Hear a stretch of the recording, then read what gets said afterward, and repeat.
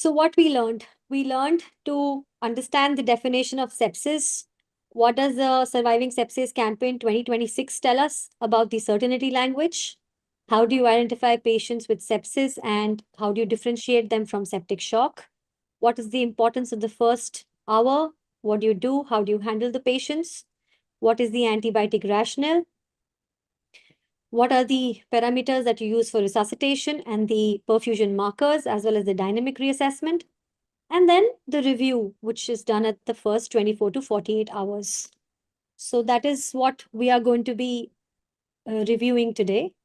So we all know that sepsis is defined as a life-threatening acute organ dysfunction due to infection. And when this sepsis is severe enough to cause circulatory and metabolic dysfunction, resulting that it causes your patient to become hypotensive, requiring vasopressor support after the initial fluid resuscitation with lactates more than 2 millimoles is what constitutes the definition of septic shock.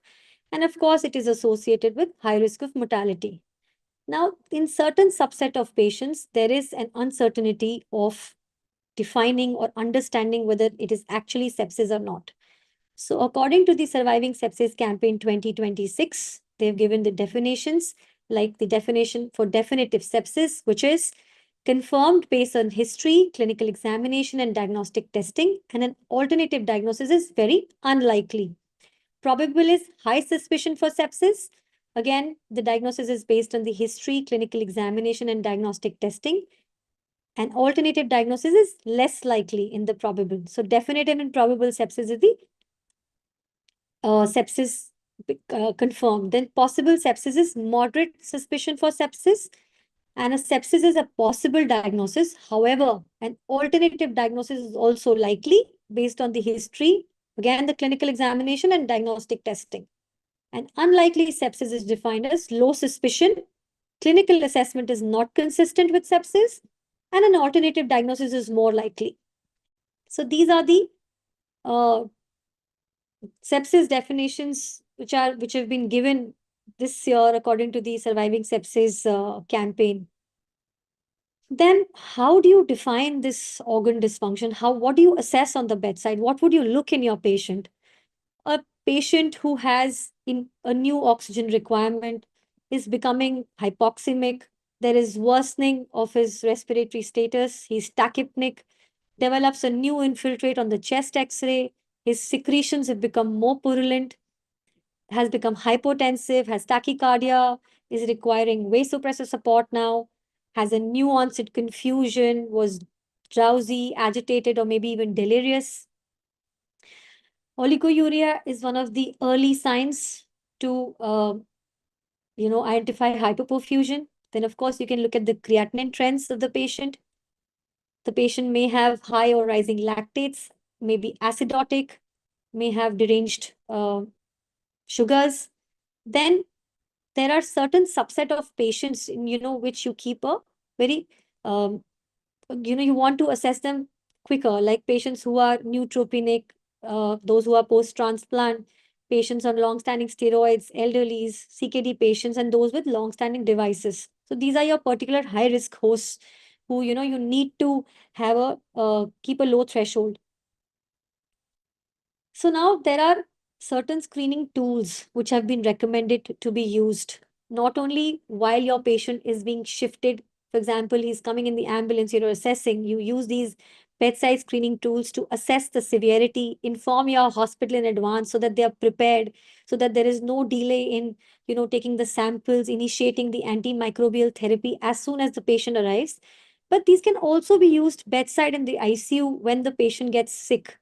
So the new recommended scores that are recommended as per the 2026 guideline are the the new scores, the MEWS or the SIRS. Why they are better than qSOFA is because qSOFA is specific for bad outcomes, but it is insensitive for early screening. And a positive qSOFA score is a deterioration signal. So these screening tools should be used as early, and they should be used on the bedside for quick assessment, and early response. Now, code sepsis is another recommendation that there should be a code for sepsis, like you have code for other problems, like we have code blues in the hospital. So now code sepsis is essentially to have parallel execution of everything, not to have a long discussion.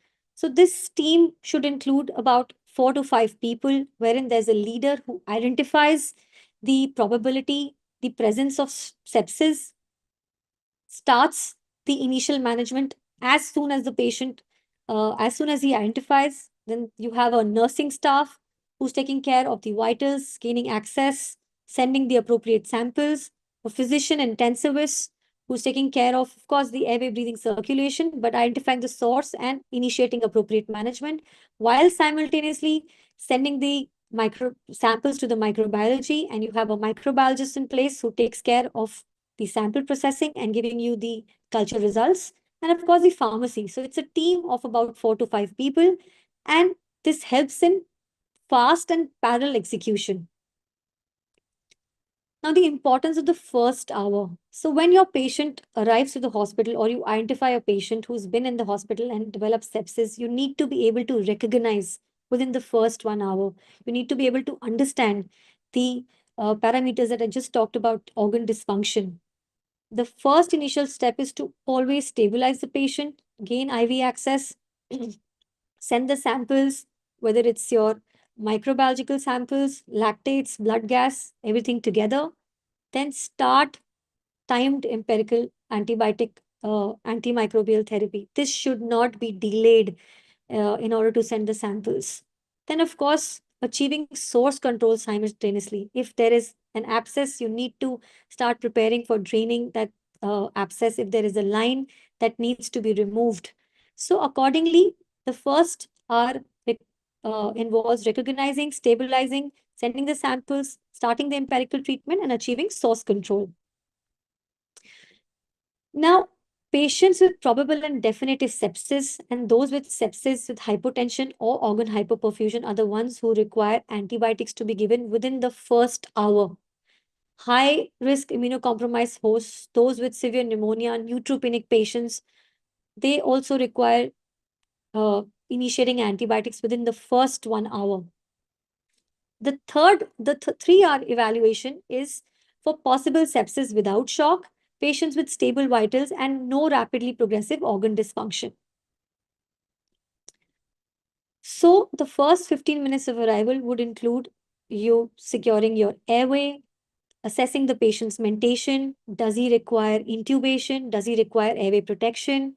Looking at the saturation levels, looking at the respiratory rate. Does the patient require oxygen? Does he require NIV? Sending the blood gas simultaneously, assessing the circulation, looking at the mean arterial pressures, quick capillary refill time bedside. And of course, this is going to require an IV access immediately. And then, of course, like I said, sending the lactates, measuring urine output, because oliguria is an tells you about the early perfusion and organ dysfunction, and escalating timely if there is any worsening, whether it's oxygen, mentation, or perfusion. So do not separate the infection workup from resuscitation. Everything has to run together. Then very briefly about the pathophysiology of septic shock. You have a patient who's got infected with a certain pathogen. There is going to be a host response, which is going to lead to an inflammatory cascade, resulting in endothelial injury and vasodilation, which would result in capillary leak, dynamic fluid shifts, resulting in hypovolemia. Patient would have a low SVR, may or may not have a septic cardiomyopathy. And of course, there's going to be rising lactates, organ dysfunction, which would suggest tissue hypoxia. So shock is not only low pressure, it is failure of effective tissue perfusion. Now, when you're resuscitating your patients, there is a specific hemodynamic phenotype. Now, remember, one specific phenotype may be predominant in one, and similarly. So, a patient may be particularly fluid responsive. So, small boluses would give you the response. It would give you an improved stroke volume after the passive leg raising. There may be a vasodilatory phenotype. So, patient would have a low diastolic pressure and white pulse pressure would require norepinephrine early. A patient would have a cardiac dysfunction as the predominant phenotype. So may have poor LV-RV function, pulmonary edema. So the vasoactive plan should be guided by bedside echo in such patients. The initial fluid resuscitation. When you have a patient who's presented in sepsis and septic shock, use of balanced crystalloids for hyperperfusion is what is the recommended fluid of choice. And as per the Surviving Sepsis Campaign 2026 also, they suggest at least 30 ml per kg within the first 3 hours for sepsis-induced hyperperfusion or shock. They should be given in aliquots with frequent assessment, and dynamic variables should be used for reassessment. Something important to remember, do not blindly load your patients with fluid, especially the ones who are elderly, those who have chronic kidney disease, heart failure, RV dysfunction. Don't chase urine output with repeated boluses and ignore patients developing pulmonary edema. Don't ignore the rising lactates, increasing work of breathing of your patient. And of course, while you're doing everything, you must remember it is important to achieve source control, start source control simultaneously. So, like I said, you assess the fluid resuscitation with dynamic parameters rather than static parameters. So, dynamic parameters can be your passive leg raising, mini fluid response, pulse pressure variation. You can use an echo, bedside focus to look at the IVC, signs of pulmonary edema, and then you need to know when do you need to stop. If there is no response, if your lungs are getting congested, and what is fluid responsiveness? It is when you give a fluid bolus and there is an increase in cardiac output of 10%. That is what is defined as fluid responsiveness. So a fluid bolus should have a measurable response and a stop signal always. You should know when to stop. That is also equally important. Now, this has come into practice with landmark trials. There have been uh, there have been landmark trials in the fluid strategy, starting with the Process, Arise, and Promise trial, which said that protocolized early goal-directed therapy did not outperform good usual care when early recognition and antibiotics improved, which is contrary to the reverse trial, which said that protocolized EGDT actually did outperform. That is probably also because the good usual care has dramatically improved over time. Then the classic trial, which compared the restrictive fluid strategy after initial resuscitation, which did not worsen outcomes and supports avoiding fluid access. Clover's trial, which compared restrictive versus liberal early resuscitation, and it showed no overall mortality difference. So it said that it has to be individualized. The SMART trial, which said balanced crystalloids reduce kidney-related adverse outcomes in some critically ill populations. Then the Surviving Sepsis Campaign 2026 again enforces that use initial resuscitation and reassessment and fluid responsiveness rather than blind ongoing fluids. So you need to start fluids promptly when the patient is hypoperfused. Stop when it no longer gives you a response and your patient starts to show signs of fluid overload. So another important aspect, markers of hyperperfusion are your lactate and capillary refill time. So lactates are markers of stress physiology and hypoperfusion risk. They are measured early and they should be repeated if they are elevated initially. Rising or persistent lactate always needs a review, and they are not always infection specific. Now, capillary refill time is a fast bedside marker and it's useful for reassessment. You must remember when you're using this to look for mottling, cold extremities, as well as the poor mentation of the patient. This capillary refill time came more into practice after the Andromeda Shock and the Andromeda Shock 2 trial, which compared the capillary refill target resuscitation with lactate target resuscitation in early septic shock. So peripheral perfusion is a fast and repeatable bedside marker, and it encourages resuscitation guided by clinical perfusion and not just blindly relying on lactate levels alone. Another advantage is that you can check the capillary refill repeatedly and always use lactates as trend along with the clinical context. Now, after your initial fluid resuscitation in patients with septic shock, the next step, if the patient still not able to maintain the mean arterial pressures, you add vasopressors because of persistent hypotension and hypoperfusion. So the first line drug of choice, the vasopressor of choice is norepinephrine to maintain a mean arterial pressure of 65. Of course, this has to be individualized in elderly, fragile patients, and even those with chronic hypertension.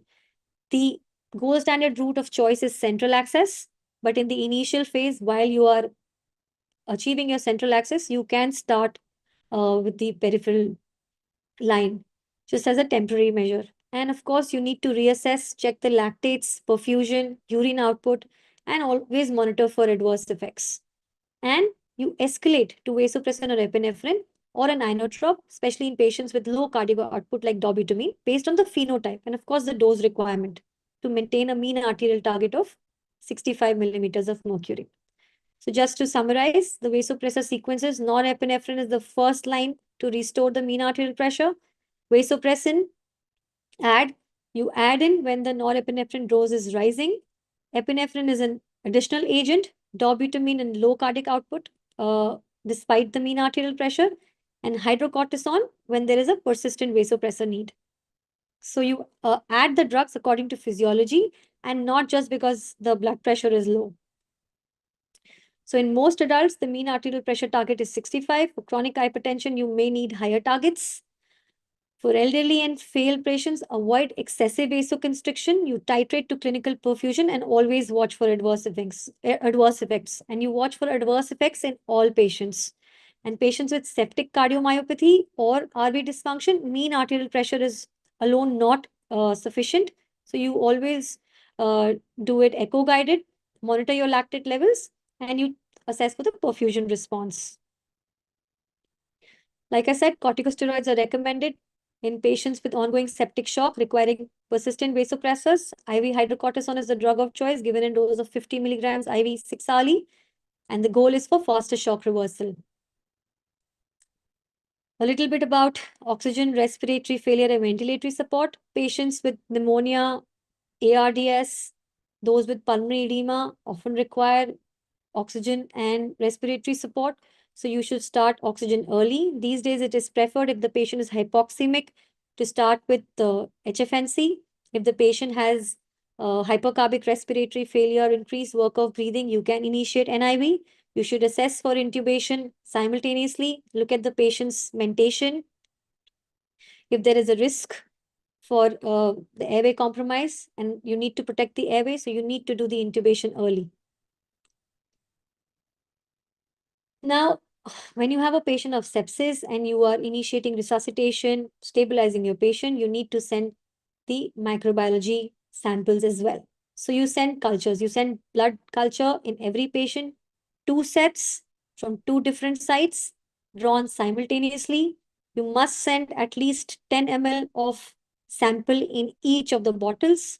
And depending upon the presentation and the clinical syndrome, if it's a respiratory infection, you send in your patient's secretions, whether it's endotracheal, TT secretions, or bowel. If you're suspecting urosepsis, you send the urine samples. Remember, if a patient has a long-standing Foley's catheter in C2, change the catheter, and then send the fresh urine sample. If the patient has a pus collection or has CNS involvement, you accordingly send the sample from the involved site. For line-induced or catheter-related infections, remember that you send the sample from the suspected line, from 2 lumens and peripheral simultaneously, and then you document the site as well as the differential time to positivity. Source localization. While you are doing all this, remember that initial assessment and management of your patient begins with history and always head-to-toe examination. So you must examine your patient head to toe. Right from the head, you look at the oral cavity, which is very important. Look at the sinuses. You may have necklines in situ, which may have erythema and induration. So you must examine, look at the chest, the heart, If you auscultate the heart, you might hear a murmur, which could, give you clinical clues that patient could have infective endocarditis. Examine the abdomen of the patient, look at the skin, look at the limbs. There might be an isolated unilateral limb swelling, which could be suggesting DVT. So unless you examine your patient, you remove the dressings, you examine the lines, you must also examine the drain sites and the pressure areas. The pressure areas and pressure injuries are equally important and they must be checked, especially when you're looking for the source of infection. Then source control, you need to remember if there is an abscess, if there's an empyema, if there's an infected collection. To achieve source control, you need to drain it. Remove that infected catheter, that non-essential device, or that infected prosthetic material. If you need to debride that diabetic foot, you do that. You plan that. You may have to operate a patient for the ischemic bowel or perforation or a leak. Unless you do that, you will not achieve source control. And of course, you can use ultrasound and your CT scans to understand whether you've actually achieved source control and if you need to further intervene. And reassess. If your patient has persistent shock or fever, after you've achieved initial source control, it could mean that you are missing or there is something that is still lagging, which you need to reassess to achieve the adequate source control. So when you initiate antimicrobial therapy, antibiotics, you need to know which patient to initiate, probable and definitive sepsis or a deteriorating host. Avoid reflex in low probability mimics. Just don't give antibiotic because you can start an antibiotic. Right source. If you're choosing a drug, remember that drug should penetrate the site. For example, in a lung infection, if you're giving daptomycin, it will not be effective. So you need to know what drug you're choosing. Always keep in mind the possibility of MDR risk factors and accordingly choose the antibiotic. Dose, loading dose should not be adjusted based on the renal function. You have to give full loading dose. Maintenance doses are modified based on the renal phenotype and if the patient is obese. Timing, first 1 hour in patients with probable and definitive sepsis and 3 hours for stable or possible sepsis patients. And of course, you need to review at 24 to 48 hours. When you get your culture reports, you've achieved source control, and you need to decide the duration of treatment for your patients. How would your empiric antibiotic regimen look like? So if you have a patient with pneumonia, whether it is CAP, HAP, or WAP, it would depend upon the presentation. Then the choice of antibiotic would depend upon the local antibiogram. In case of urinary infection, you need to cover gram negatives. ESBL and CRE cover only if there is a prior history of isolation, if patient has just recently undergone instrumentation. In abdominal sepsis, right now. Sorry. For abdomen, you cover with gram negative cover. Please switch off, just connect from one side. For gram negative and anaerobes, skin and soft tissue, you need to cover for streptococcus and staphylococcus. And in case of Lyme, always cover for gram positives like staphylococcus, but gram negative and you may have to give antifungals if your patient is unstable, is neutropenic, has a femoral line, or maybe has been on TPN. Then the beta-lactam infusion strategy, which is come into practice, always give full loading dose. As I've just discussed, never modify it based on the patient's renal function. Maintenance dose can be extended or continuous infusion. Your target is to maximize the concentration of the drug over MIC at all times. In patients with severe infections, septic shock, you want it to be 4 times, 100% of the time above MIC. You adjust the dose based on the renal phenotypes and obesity, and you review based on your culture sensitivity reports, therapeutic drug monitoring when it's available, and of course, you check for the adverse effects. So this beta-lactam strategy came into practice more after the Blink-3 and 2024 meta-analysis, which said that the prolonged infusion of beta-lactams was associated with lower short-term mortality. So that is why full loading dose followed by extended or prolonged infusions is what is the recommended strategy for all beta-lactam drugs. Now, a little bit about therapeutic drug monitoring. So, therapeutic drug monitoring, when you are using, it should actually result in a change, whether you modify your dose, you increase, decrease, or you even stop the drug. It was initially recommended only for vancomycin, but now they also recommend it for aminoglycosides, beta-lactams, as well as azoles and linezolid. Briefly about biomarkers. Now, biomarkers are adjuncts. They are not decision makers. They are good for supporting discontinuation when your clinical course aligns. Remember, a low PCT should not withhold antibiotics in high probability sepsis. And similarly, a high CRP or a procalcitonin does not prove bacterial infection, because there are conditions like post-operative trauma or even conditions wherein there is increased inflammation in the body, which can cause false positives. So always look at the trend, use them for de-escalation and not for initiation of your antimicrobial therapy. And don't ever rely on a single value of these biomarkers. What do you monitor? You monitor the patient's mean arterial pressure, the requirement of vasopressor dose, whether it's increasing, decreasing, the capillary refill time, the mentation of the patient, lactate trends, blood gas, urine output, the creatinine trend. You look at the oxygen saturation, the PaO2 levels, and also the source of the infection. When you get your culture results and whether you've achieved the source control or not, and whether your antibiotics that you've given, whether their doses are adequate or not, and whether you're getting the desired response from your patient or not. Then briefly about septic cardiomyopathy, a certain subset of patients do develop septic cardiomyopathy, which is persistent shock despite the mean arterial support. Patients may have LV-RV dysfunction and low stroke volume and high vasopressor dose with poor perfusion. So you should consider inotrope if patient, like dobutamine, if patient has low cardiac output despite adequate mean arterial pressures. Sepsis-induced AKI is another entity. Patient may have rising creatinine and oliguria. You want to restore the perfusion and avoid fluid overload. The dose, initial dose, we do not modify. We only adjust the maintenance doses. Always remember about toxicity, monitor for it, and do not, if you can, avoid other nephrotoxic drugs. CRRT dose depends upon the effluent rate, downtime, and residual urine. And always reassess your patient daily, because yesterday's AKI could be an underdosing today. If your patient is recovering, you need to modify that dose the next day.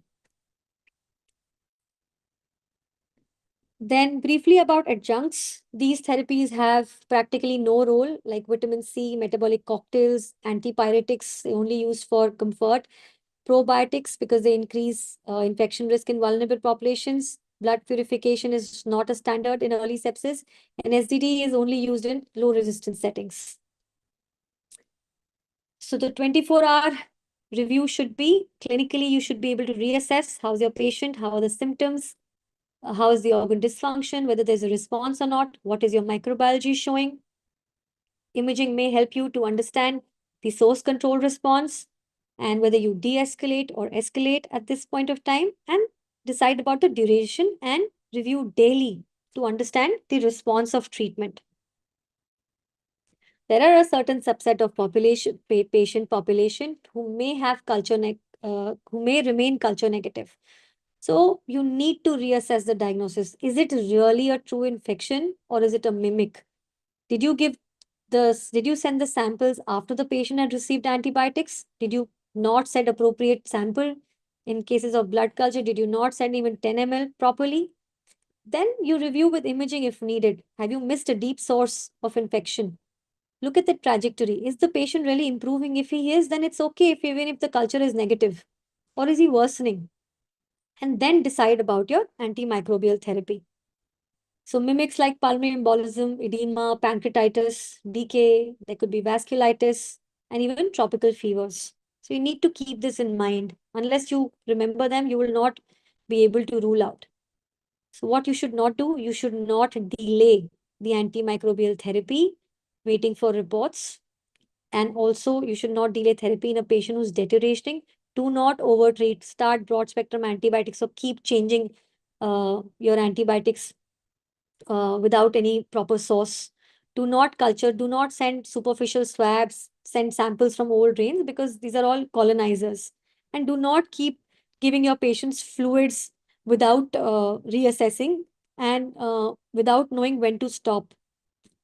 Do not ignore do not forget about source control, because just antimicrobial therapy and sending cultures is not enough. You always have to achieve source control.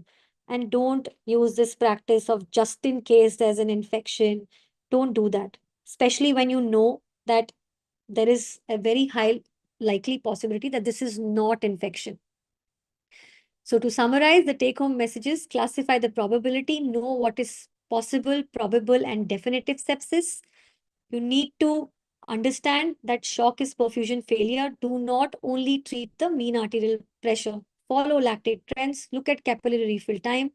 Look at the urine output and mentation of the patient. Adequate first antimicrobial exposure matters a lot. Source control is equally important to achieve the desired outcome, and you must review your patients daily. So you must recognize infection and organ dysfunction, achieve early stabilization, send the samples, but do not delay therapy in order to send the samples. Start timely empirical therapy in optimized dose.